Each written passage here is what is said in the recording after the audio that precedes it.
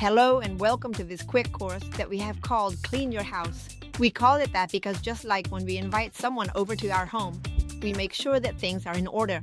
That is, we don't want them to arrive and find dirty laundry in the living room, right? The same thing happens when we are certainly preparing a strategy to amplify our organization. When we want to increase our communication efforts and invite more people to learn about and join our cause. Those people are going to enter our house, and we need to make sure that things are in order, or that if there is something we are missing or something we need to fix, there is a plan to do so. And just as when a person visits our home and sees the living room, the kitchen, the dining room, and perhaps asks to enter the bathroom or even your bedroom, the same applies to our organizations.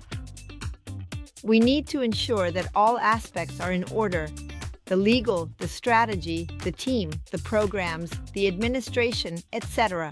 First, we need to look at the legal part and the purpose. Let's start with the legal area. Why is it important for your organization to have legal personality, to exist legally, and to meet all the requirements that a civil association must have in your country, and to have all its paperwork in order? In Mexico, for example, civil associations are published in the official newspaper where their ability to deduct taxes is ratified every year.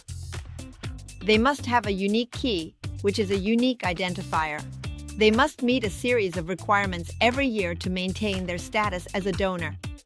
Don't be discouraged if you don't have all the requirements yet, but be prepared to answer where you are in the process. And when you estimate, you will complete your paperwork. The golden rule is transparency. If you don't have everything in place, you may not be able to make a massive fundraising effort, but you can start inviting close people who can help you consolidate that important legal aspect.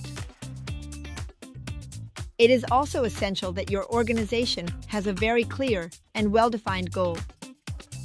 A mission, a purpose that which defines what the organization seeks and the specific role it plays in achieving that goal.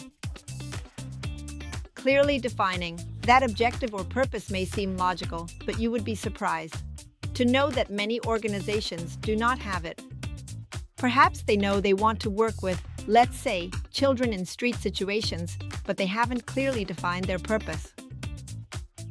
In our legal documents, there is a social purpose, but it must meet a series of legal requirements, and generally its wording is lengthy and includes all the activities that the NGO will carry out.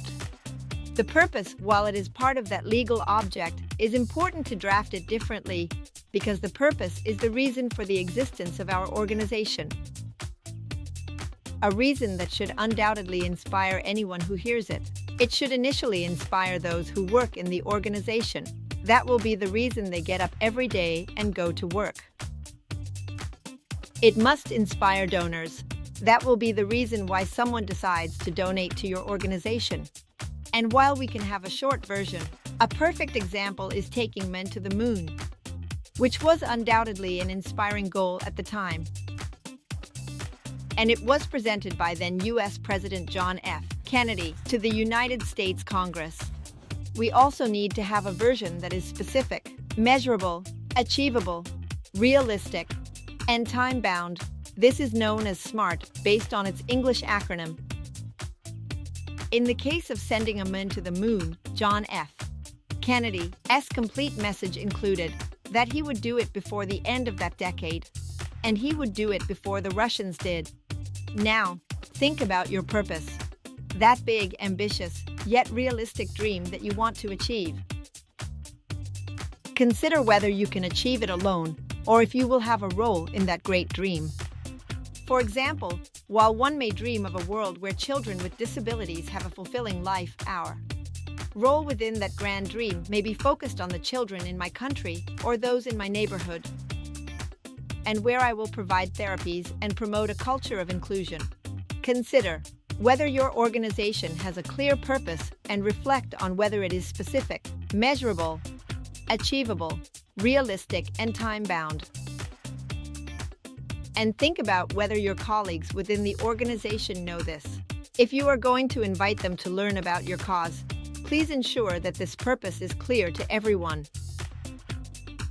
It is very important you know how to communicate it. As an exercise, write the purpose of your organization, and then ask your colleagues and advisors to do the same.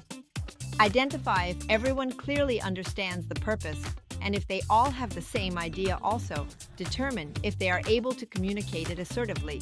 I assure you that the answers may surprise you, for better or for worse. Do that exercise and we'll see you in the next video.